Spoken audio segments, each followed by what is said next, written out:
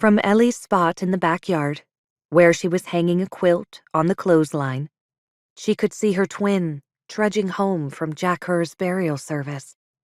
He was meandering this way, through the north side of the orchard, out of view from the house, his shoulders stooped and head bowed.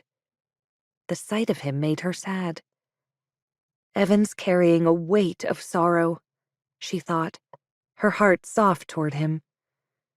She glanced back at the house and wondered if it was safe for her to run out and say something kind to lift her brother's spirits. But she certainly didn't want to call attention to him.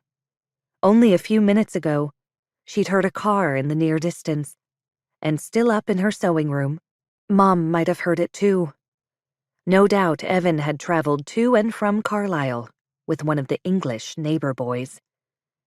Her back and neck muscles tense, she kept on with the task of draping bedquilts over the clothesline for their springtime airing.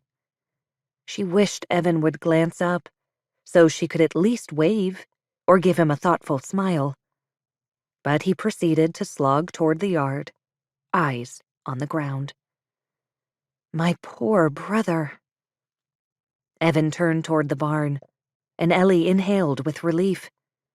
Surely he'd pull off his black coat and nice shoes and slip Dot's overalls on to groom Nellie or Captain. That chore helped him unwind sometimes. It wasn't long now till supper time, and Dot and Dottie Hezekiah would be arriving home from the horse auction. Far as she knew, she was the only one aware Evan had left. Jonah would know, though, since he and Evan worked in the orchard together. But that didn't mean Evan had told their brother where he was going.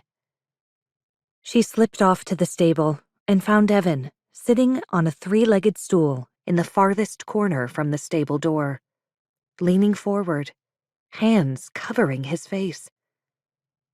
"Bruder?" she whispered as she crept in. "You all wrecked?" He looked up to reveal a tear-stained face and removed his straw hat. Then he pulled a white handkerchief from his pocket and wiped his nose.